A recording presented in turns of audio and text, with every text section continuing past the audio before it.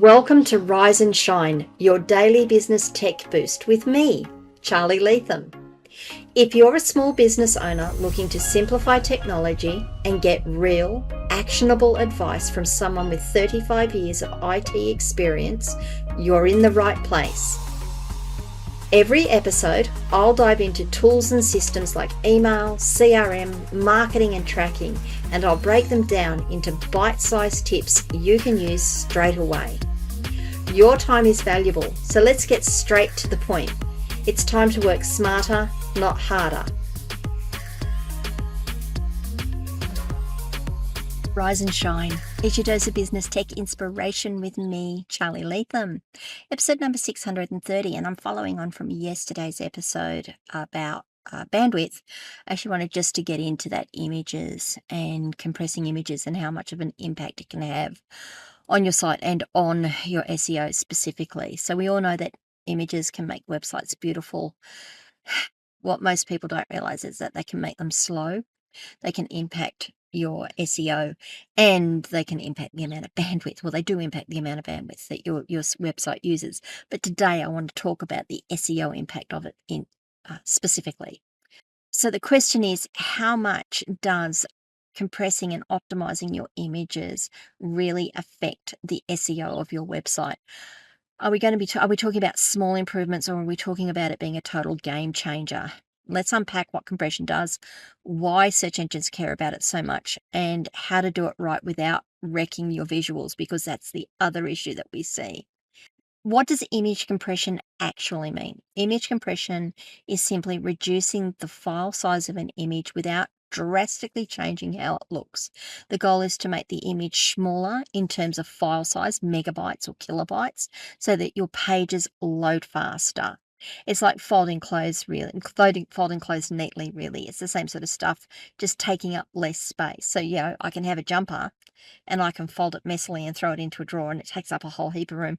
I can take a little bit of time and fold it neatly. It takes up less amount of space, looks better to begin with, but it takes up less space. I can fit more in. There are two types of compression that we're talking about. So when we're talking about making things smaller, we're talking about compressing images. There's two types of compression. There's lossless and lossy compression. Lossless compression keeps every pixel but reorganizes data for smaller size. I'll cover that in just a moment. While lossy compression removes some data your eyes don't notice. For most website, lossy compression is usually fine. You get much smaller files with no visible difference. Okay, I want to just touch on that a little bit. So lossless compression, when it says it rearranges things, in every file we have, there is always a little bit of space. There's always a little bit of wasted space. We call it white space. You've got a 1 written here and a 1 written there and a 0 written here and a 1 written here and a 0 written here. And there's a little bit of space between each one. So lossy compression, without getting too technical on it, basically takes all of that wasted space and reduces it down. That's how it gets its optimization. That's how it makes it smaller. Of course, it doesn't have as much of an impact as lossy compression. Will look at an image, it will take out all of that white space, but it'll also take out a little bit more of the definition. When you pull an image out of your camera, let's say it's 600 dots per inch. Now, I'm going to get a bit technical here, so bear with me. If you can think of an inch by inch square, and then think about the number of dots you can get into an inch. That's what we're talking about. When we're talking about dots per inch, we're talking about the number of dots you can get into inch by inch square. That's dots per inch. If you can get 600 dots into a smaller square, that means you're getting more resolution. They're clearer, that you get more information that you can put into that inch by inch square. 300 dots per inch, it's half as many dots, so you're not going to have as much definition, but you've still got a fair amount of definition. 100 dots per inch, 6 times less than 600, 3 times less than 300. So you're definitely not going to have as much definition in that image as you would if you had 300 or 600. The human eye, typically, can see about 72 to 100 dots per inch. If you put up more, unless it's unless you're looking at it on a wall or like in a painting or something, if you're putting it up on a website, you're not going to really see the difference between a 100 dpi image and a 300 dpi image. Where you do see it is when you download it to print it. So what the human eye can see on a web screen is very different to what you see in a printed file. So don't get too tied up if it says, oh, this is going to come down to 100 dpi. It's honestly, it's quite okay. That's what lossy compression is. It takes it right down. It reduces the number of dots per inch, because the less dots per inch, the less data has to be written, the smaller the file. All right, does that make sense? I hope that makes sense to you. I've already spoken about how file sizes, well, yesterday I spoke about how image file sizes can impact load speed. If you've got a 200 megabyte file, you've got to download 200 megabytes of data before it can be displayed on your screen. If you've got a 100 kilobyte, so megabyte to kilobyte is it's 1,000 times, I think it's 1,000 times less. 1,000 times 1,000 is a megabyte. Yes, it's 1,000 times smaller. So you've got a 1 megabyte file and a one kilobyte file. They're very much, it's magnitudes of size smaller. It's going to load much faster because it's got less data to download to the user's computer, to the visitor's computer. It's also going to have an impact on the amount of bandwidth you're using because you're downloading so much less data. That's how your speed is affected, because it's got to get all that data from the website down onto the user's computer before it can be rendered, onto the visitor's computer before it can be rendered, before it can be displayed. So that's how it can affect the load speed. If you just think about, you're downloading a 1 kilobyte file versus a 1 megabyte file, it's 1,000 times the difference. Why is this important? Well, search engines, why is it important? Why do search engines care about this image optimization? Search engines' mission is to deliver fast, efficient search experiences. They want people to come back and search on their sites because that's how they sell their advertising. That's how they sell sponsored positions, is by having more eyes on the pages that are being displayed. So they want you to have they want to have sites that display well so that people come back to look for more sites. If they're throwing up sites that display slowly, are poorly optimized, don't answer questions, people aren't going to use that search engine. So that's why search engines want good data. That's why search engines want fast sites, because they want more eyes on the page. If you've got a slow site because you've got poorly sized images on the site, it's going to be slow. You're going to lose rankings. Hope that bit makes sense.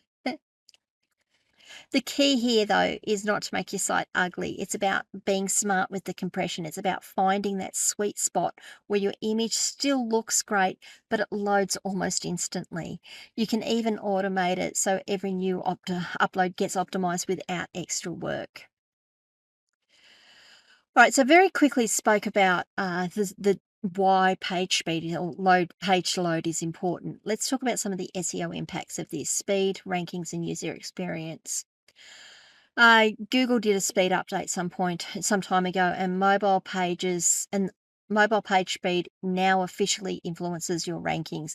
Compressed images reduce your total load time, helping your page appear faster and rank higher. So page speed is a key factor in getting your SEO rankings up there. There's the Google Core Web Vitals. They measure how quickly your site loads, how stable it feels, and how soon users can interact. Large images will negatively impact two of these metrics, and I'm not going to go into what they are, but they will negatively impact two of those metrics, and by negatively impacting them, it's going to make your site slower. It's going to de-rank your site. Making sure your images are compressed and resized correctly will improve both of them.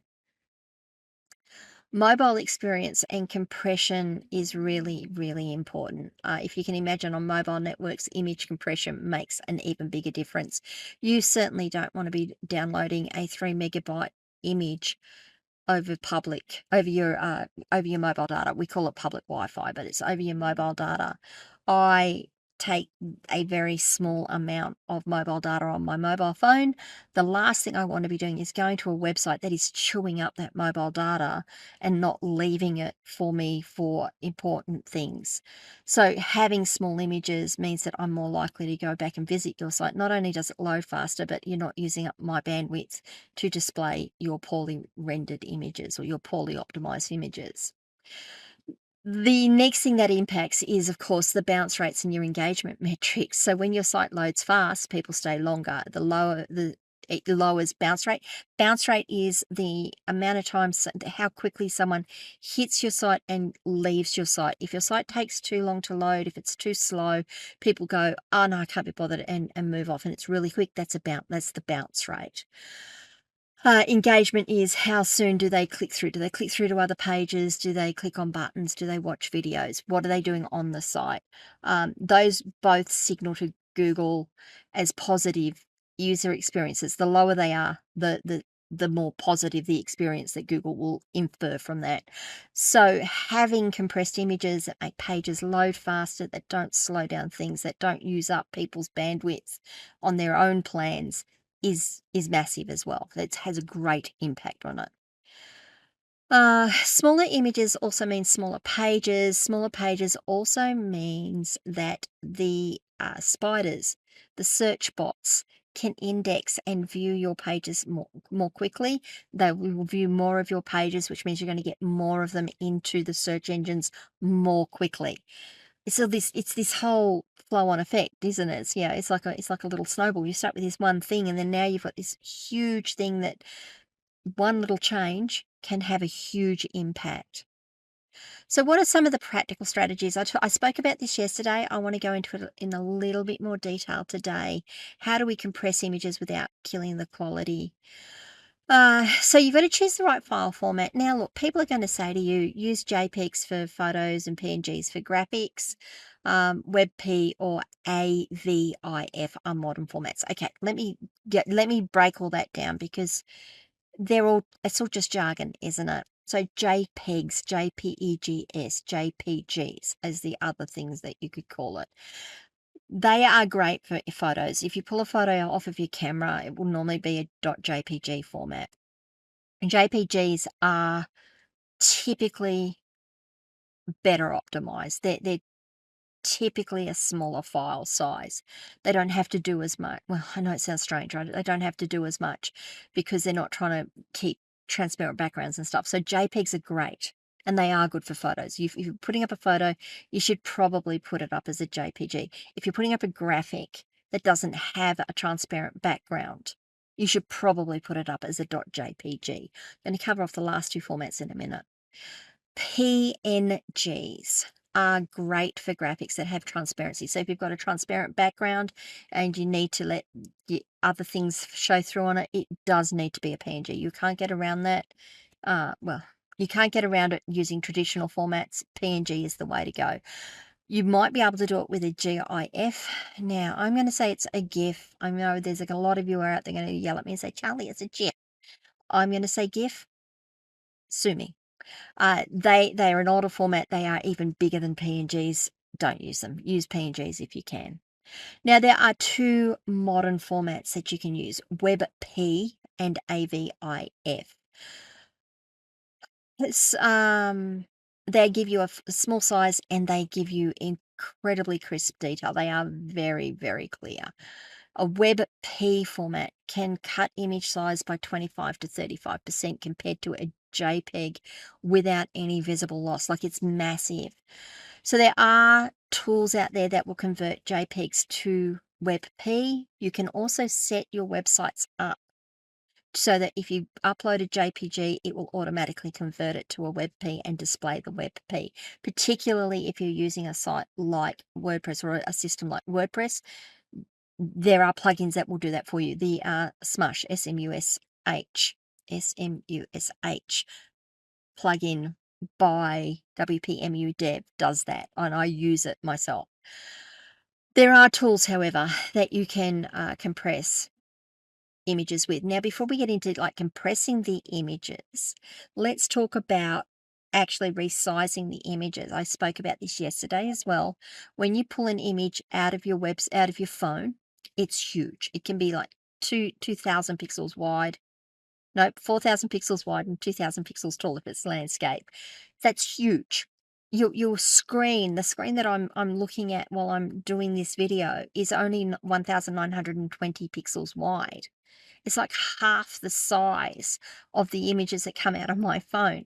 If I was to put up an image that is twice the size of my screen, to get it to display on my screen, I'm going to have to have it reduced down by 50%. So why am I uploading all of that extra data? Why am I just not uploading the data that will display? So make sure you are resizing your images, not just compressing them. Make sure you're resizing them before you upload them. Think about where you're going to use that image. Is it going to be a full screen image? Then you probably want to make it 1,000 or 1,920 pixels wide. If it's only going to go in a small square on your website, reduce it right down. Do your size reduction, your physical size reduction first. Then you can use tools like TinyPNG, Smush, or ImageOptim for greater manual compression. As I said, on WordPress, you can use the plugin like Smush, SMUSH, to optimize the image. Other things you can do is leverage lazy loading and responsive image sizes. So lazy loading delays images, delays the loading of images until users scroll to them. So it's not loading everything on the page before the page finishes loading. It waits until someone says, yes, I want to view that image, and then it starts to load it. When you combine that with sizes that smaller size, responsive sizes we call it, so smaller sizes are delivered to mobile users, larger sizes are delivered to desktop users, you're going to get some drastic bandwidth saving, and you're going to reduce the load time on your site. You can combine compression with caching and CDNs. Compressions works even better with caching and a CDN. Caching saves compressed files for repeat visitors, and CDNs deliver them from servers closer to the users. I've spoken about this in other episodes. I do encourage you to find those episodes because I go into that into a lot more detail than I can do here. So it's a triple win. You get the smaller files, you get the faster delivery, and you get the lower hosting load. It's a win for everyone. Okay, that was a lot of detail. So how much does image compression really affect SEO? In short, a lot. It's one of the simplest and most effective ways to improve your rankings, your user experience, and your crawl efficiency on your site. By improving crawl efficiency, you're going to get listed faster. You're going to get more of your site listed. A lighter site in terms of load time, means faster pages, happier visitors, and better visibility. And the best part is once you've set up automated compression and caching, it runs quietly in the background. It helps your SEO every single day. You get a fast, clean, and beautiful website, and that's what your search engines love, and that's what your users are going to love as well. Okay, guys, what do you think? Have I asked more questions here than I've answered? I hope you can't hear my dog barking out there. He's telling me that I've been doing this too long. I need to go and walk him now, so I'm going to go and do that next. But have I asked more questions than I've answered here? What's your own experience on uploading images to your websites, using images? Have you taken the image out of your phone and uploaded it to your website and then wondered all of a sudden why you're getting these notices that you've got a slow site or you're using too much bandwidth? I'd love to know your own experiences. Come across to my community, askcharlyleetham.locals.com. Join the conversation there. I would love to host you there. If this video has been useful to you, please consider giving it a like. It does help the algorithm. It also tells me that I'm doing the right sort of thing and I'm putting up content that you're enjoying. Maybe share it with a friend as well. And if you haven't done so already, please do subscribe to the channel and ring the notification bell so you find out when I drop more content. And I'm going to go and walk that dog. You guys have a great day, and I'll see you all the day after tomorrow. Bye. Hey there, thanks so much for tuning in to Rise and Shine, your daily business tech boost. I hope today's episode gave you some actionable insights that will make your business tech work smarter for you. If you found value, be sure to subscribe, leave a review, and share it with other small business owners who could use a daily boost. For more tips, tools, and resources, visit www.askcharlyleetham.com. Until next time, keep rising, keep shining, and let's make tech simple together.